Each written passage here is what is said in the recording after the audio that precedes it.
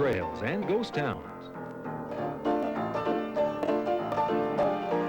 Share the adventures of our early pioneers as we explore the development of the Pacific Northwest and beyond. With your host, Mike Roberts, and historian Bill Barley.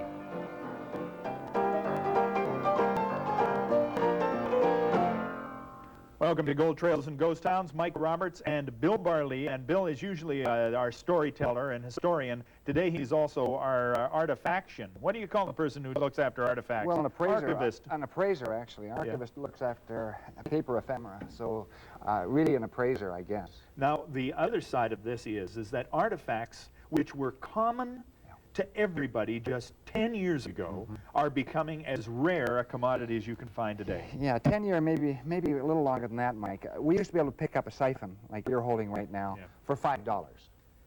$5? Yeah, that siphon today, that's a rare one, would be well over $500. Now, not all siphons are. Some are still selling for $50 and $60 and $40.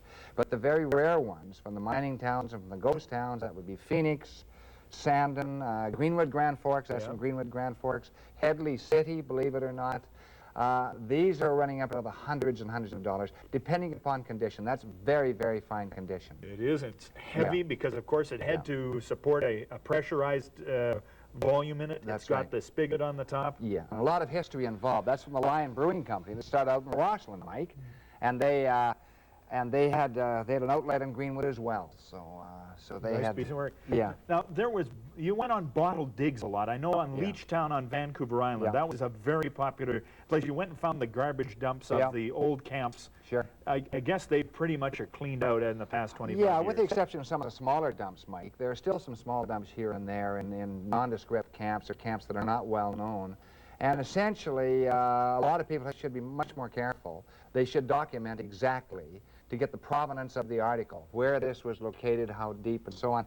And generally speaking, some of the material coming out of some of those old camps is really museum stuff, and people should bear that in mind. What do you mean? The museum doesn't own it, but you should contemplate it as if this has got greater importance than just sort of spending some time on a garage shelf. That's right, and there isn't any law covering that. Perhaps there should be. And but certainly some of the old towns that have been notorious in history, such as Sandon, are fairly well protected. We have a law covering that now. So, but bottle diggers, they dig virtually anywhere. Yeah. Okay. We've got a lot of the breakable material. Of course, is so important to the collector. Yeah. Where did you get some of this material, and what is its value to our understanding? Well, I picked that up years ago. USSC, which is Union Steamship Company, and that was one of the most famous of the old lines on the Inside Passage. And getting it to be very rare, difficult to get the Union Steamship stuff, and that there were hundreds and hundreds and hundreds of pieces, and they're getting very, very tough to get right now. You were commentating on the flag of the Union Steamship line, and that was a unique thing, but invisible. And also the BYN I was contemplating on. Now, this one, for example, is the Hotel Similkameen. What is that? Very, very rare. Yeah, that's the Hotel Similkameen in Headley. There are about 3 of these that we know of in perfect condition. The Parsons collection has one, I have one, and there's one other floating somewhere. That would be, if you look at it, you say that's a $5 piece. It's probably, I wouldn't take $200 for it. I wouldn't sell it. Now, some of these pieces are now being replicated. Yes, I don't know, counterfeited. It may be the cruel way of... No, replicated, because it's the actual company, and this is the Quilchena Hotel, still in business. This is an original plate. There's a slight difference in color and just fractional difference between an original plate and the one they have at the hotel, which is open today up in that Nicola country. Now, how do you know? I mean, on the back, do they even represent this? It says vitrified S.W. Dean. I mean, is that the nature? Do you look for some little thing like that? Yeah, you look for color mostly. I don't think it's the same maker. I think it's a different maker, although I didn't check their plates. Okay. I'm getting older. I have to take my glasses off to see some of these places. And, of course, Canadian Pacific China. Everybody says when you took the Canadian Pacific, you ate off China with silverware. I mean, it was the went in style. Gourmet Sure. through the wilderness. And these were very, very common. 15 years ago, 20 years ago, we could pick them up for $2 each. Now they're getting extremely difficult to find, especially with the CPR logo on them. I can't imagine how many of those were broken, you know, as part of target practice, as just thrown out by the barrel load. Sure. Well, I guess that's how they became so valuable, right? Yeah, they just don't survive, and there are select collectors who go all over the province looking for specific pieces. Some of the early photographs actually, oh, sorry, I take this away. Some of the early photographs turned into postcards. Sure. And this is one of those. Yep. Because then it was sent off to whoever it needed to. Yep. Who did the writing on the front of it? Well, that would be the original photographer. That would be Spalding in that area. That's Fernie. That was a wreck of a locomotive that we talked about on another occasion. Yeah, that's a different photo, of course. Okay. And let's take that one away. And here we've got Sandon, BC. Yeah, that's 1901 or later, probably around 1915, I think, in Sandon. And that's an old, famous that's the original Silver City of. So any of these postcards are quite valuable. You know, I mean, they're not 25-cent cards. They run up, some of the postcards run up to $100 each, which is amazing. Most of them aren't. Most of them are $1 and $2. And this one here has been hand tinted. That's right. That makes it even more valuable? That's right. That was about 1915, but probably the original photograph had been taken about 1900. That's a mule team coming out of Goldfield, Nevada. So that's a famous old mining town. That's an American one, and there's a stamp on the back. Now, how important is the message that was on the back? This was sent to Mrs. Larson in Rossland. That's right. And it's typical of any little note that's on the back of a postcard. It doesn't say much of importance, but no. Is it of importance? Yeah, because I knew the Larson family. I'm just teasing. I guess it would be. Yeah. And then this one here, this is a beauty. Yeah, that's a beauty. That's Chief Joseph's camp, the Nez Perce, in just in Nispelem, Washington, which is in that Colville country, and that's very, very nice. That's just after the turn of the century. And again, these are fragile. They are they would deteriorate. Right. And I should mention that you should give copies of those cards, maybe with some restrictions on it, to the archives. Archives of British Columbia. Not much doubt about it. You should give the copies of them because really the substance is the fact that they're on this little cardboard sheet. That. Yeah, I know. Okay, that's pretty good. They're money too. Now this is a really neat. Now sure. We just sort of began talking about who are these people on this bill, and who do you suppose they might be? Well, you came up with it, Mike. You said it might be Lord and Lady Aberdeen, Governor General of Canada, and indeed it might be. That's 1898, so the timing is about right. That's one of the large Canadian bills at the time, and they're getting very difficult to get to. Because once again, they're fragile. I mean, even though they're made of very good paper and were designed to withstand a lot, and then the ones that are even more delicate. Yeah, they are. What are these called? You call them something. Those are fractional notes, actually. In Canada, they would be called shin plasters. They're 25-cent shin plasters in Canada and so on. But these are fractional notes out of the United States, right back to the 1860s. So these would be used during the gold rush era and the silver camps of the West and so on. Why would they use? Because I mean, they'd obviously easier to carry, Mike.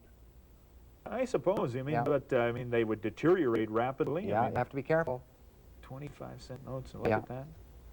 But I remember the Canadian shin plasters, but the Americans had fractional notes as well. Yeah.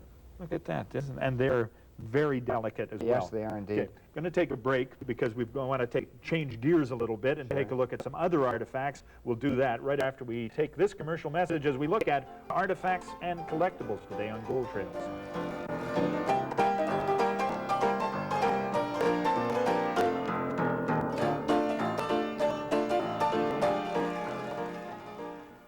To Gold Trails and Ghost Towns, taking a look at artifacts and collectibles today, and one of the things I'm most fascinated by is maps, and there right in the center of this map is Stanley. Who drew this map, Bill? Well, one of the finest cartographers in British Columbia, no doubt about it, Dominion cartographer, a guy called Amos Bowman, published the map in 1886, Mike, and the detail is marvelous. It is. I mean, he says there's Chinatown is here, the shafts are here, there's schists in this location, there's cliffs. Schists? Yes. And what did he say? Dips northeasterly. It tells everything you need to know about the area, and that is Lightning Creek. That's Lightning Creek. Reasonably important creek in the annals of British Columbia history. Second most important in the Caribou Country next to Williams Creek, Mike, and that comes from a series of maps published by Amos Bowman and the Dominion government, which were available at one time for something like 10 cents or something. It was ridiculous. And there is the package that you would get all of these maps in. Yeah, you used to be able to pick this package up, and I think the price is on there, Mike. No, it isn't on there, but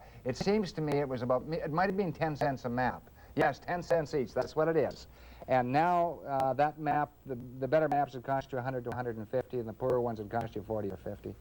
So the whole series of about 9 or 10 maps there is worth anywhere over $500 to $1,000. And you know, you could put those to pretty good use today if you wanted to do a little reconnoitering in the same country. A lot of people have. That's very true. They've been using these. Some of the people who know that Caribou Country have used the Amos Bowman maps for years.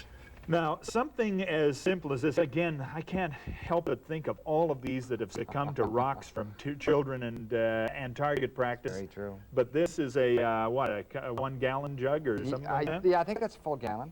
And that would be taken, a lot of those were taken straight to the dump in Greenwood. That comes out of Greenwood. It's McCreath, and they're very, very rare.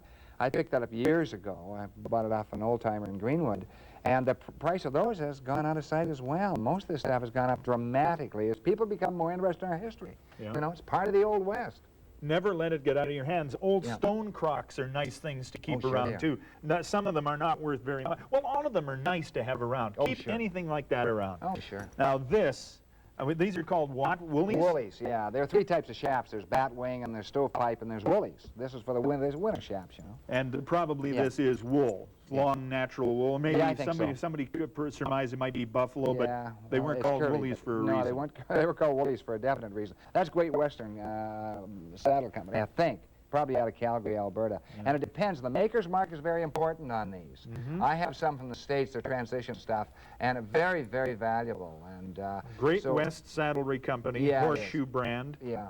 And 324. Do you know what 324 is? No, I'm not sure, but I think that's out of Calgary, if I remember correctly. Yeah. And as I say, I have all 3 types of shafts, and they're all fascinating. And, you know... And you pronounce them shaps. Yeah. They're not pronounced chaps. Well, it depends. Yeah, I pronounce either way. Either way is acceptable. And they're tough to get, too, Mike. They're $500 to $1,000 each now. Somewhere along the line, you will find cups. I mean, these cups, which were so important, this is Mr. Sylvester's cup. Yeah. And it was awarded for what? Do you happen to remember? Well, it's actually awarded for football contests in Vancouver Island and the various collieries. A lot of the mine workers came from various counties in England. They'd played football as a kid. So the owner, who was actually with Granby, he decided he would name the cup after himself rather than Granby. That should be the Granby Cup, and that's sterling silver, Mike. The mark's on that somewhere. And not like today, which they might be pewter or worse, plastic. Yeah. You won't get many sterling silver cups anymore. That would be a treasure. Yeah. And this had to come from somebody's sort of time-honored collection that somehow came on the market when the estate had to be passed around. That's right. I paid silver weight for it, a little more than that, actually. But it's very important. Anything with an inscription on it, Mike, adds to the value of it. There's no doubt about it. As far as the museums are concerned, extremely important. I like silverware. You know, silver's an underappreciated metal, don't you think? Sure it is. Now, we've got here spoons, and everybody I know has got a spoon collection of one kind or another. Yeah. But these are the real McCoy spoons. This looks like the House of Parliament down in Victoria. Yeah, it may be. I'm not sure. Okay, that baby's there. And a lot of these That's a beauty. This one says Winnipeg on it. Yeah. It's actually engraved in here. Yeah. That must have been kind of tough engraving. Yeah, and with a tiny little train at the top, Mike. So that's 1880s stuff. That's a very, very nice spoon. And they range in value from $15 in the sterling silver to $100-odd. Depends where they come from. And is there any way of telling what era spoon you're looking at? I mean, is there somewhere on here which is where the date is stamped and you can actually believe it? Usually you go by the crowns, the King's crown, Edward VII's crown, George V's crown. Sometimes there's a date on the back and so on. This little item really attracts my attention because these are gold coins. $2.50 gold pieces, U.S. gold pieces. That came out of the Yukon, of course. And typical of the jewelry made with gold, because gold was a pretty common commodity, believe it or not, in the Yukon in the early years. So Isn't that amazing? We called Yeah. it a common commodity. yeah, at that time it was, Mike. What would $2.50 gold coins, what would that be worth today? Well, it damages the value of the gold coins damage? to a Is that what you said? numismatist. Yes, it does.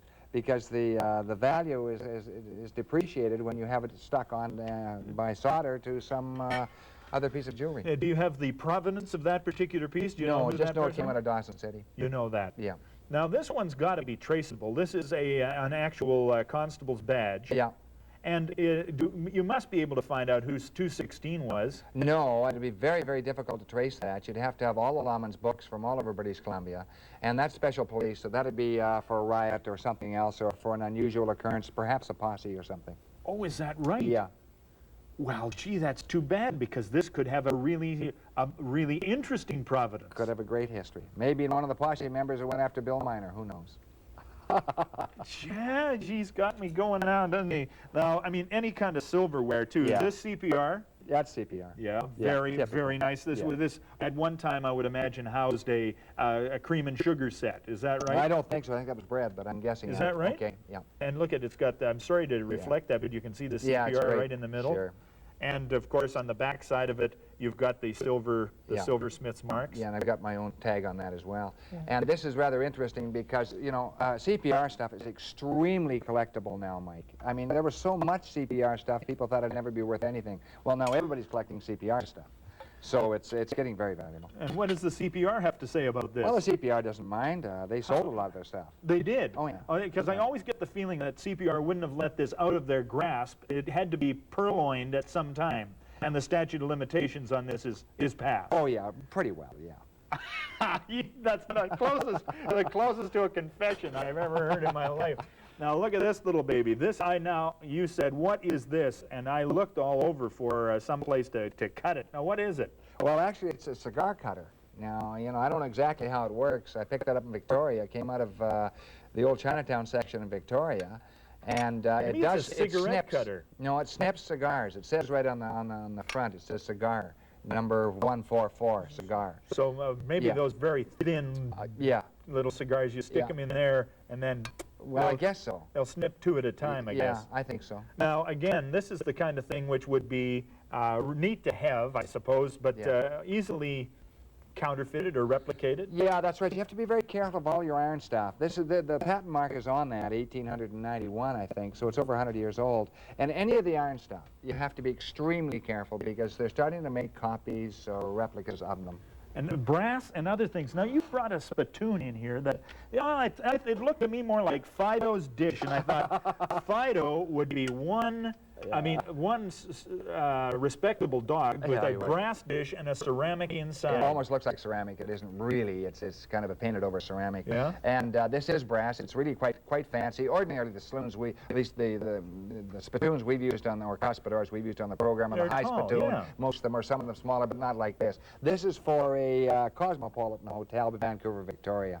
Maybe Rosslyn, maybe Nelson. I mean, Yeah. it does look This came like out of the dog's Victoria. dish. Is that right? Yeah. And what would one of those cost these days? Would you just look at that and say, Yeah, probably. $250? No, $2.50. $250. No, it wouldn't be that much. For the higher ones, it would be more. This would be around $75 probably now, Mike. If you could find such a thing. If you could find it. And yeah. even better to find the provenance, the And they're background. also making replica spittoons, so be very careful. That very careful. What you're really Yeah. saying is Well, you you have to look need for to the- contact somebody who has a lot of experience. That's in these right, things. and there should be some kick marks on it. Now, they're doing that too, so you have to be careful. Okay? Listen, you just send them out on the factory floor and say, kick these around for a while. That's right. Listen, I got to get kids' toys in here. These Yeah. are always lovely, and this Yeah, is that's very nice. Now, I can't imagine this is actually a kid's toy. It's made with such care and such Yeah, it is. detail. But it is a kid's toy. It is? That would run around now $150. Again, you have to be careful. This is not a replica. This is an original. But the replicas usually you can tell when you compare them with an original, but you have to have the original. So this is brass, and of course that is iron, and Cast it's really iron. quite well done. It's Civil War canon, of course. And it is still. It is Oh, just a yeah. little beauty. When Yeah, you it take a is a look little at it, you beauty. think it's even got a little firing hole. What do you Yeah, call it? Wick yeah, hole, or what is yeah. that? Very interesting. Yeah. Okay, going to take another break, but we're going to come back in a second and talk about I guess the moment you discovered to your own satisfaction that gold trails, ghost towns were spectacular, ghostly, wonderful That's right. places to That be. was a touch hole. By the way. Touch hole. Thank you very much. Do that right after this break. Don't go away.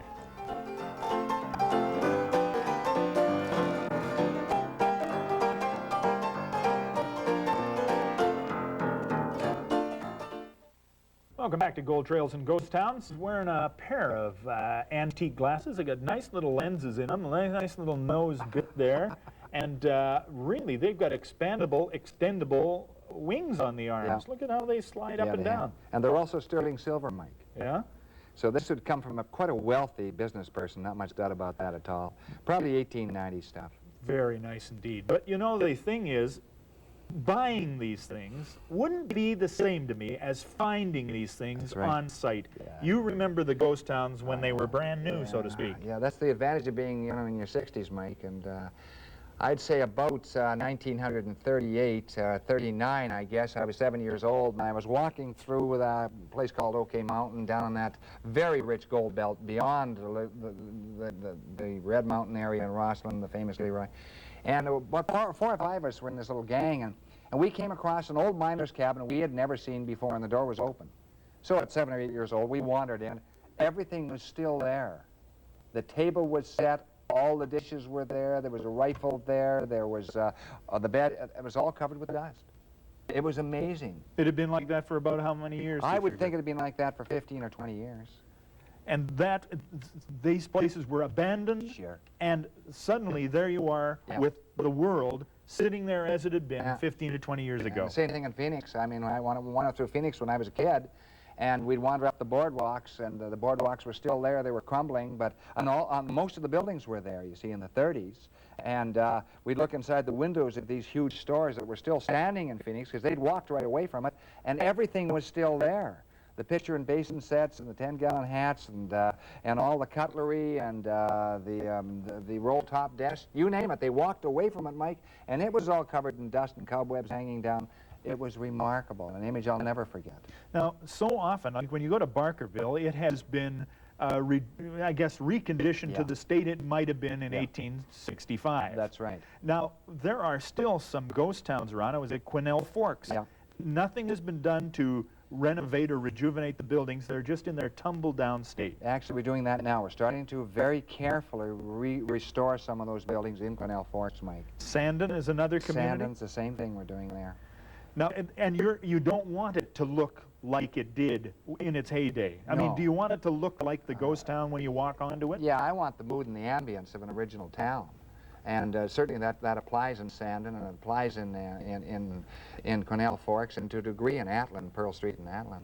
So I think that we owe something to the history of our the people who came before us in this country and really built British Columbia. So it's a very fascinating time. And leave it in that, just so that everybody who walks onto it has that sense of discovery that you had as a kid when you walked on to this deserted building. I want them to look back right into the 1890s, Mike. Right that second.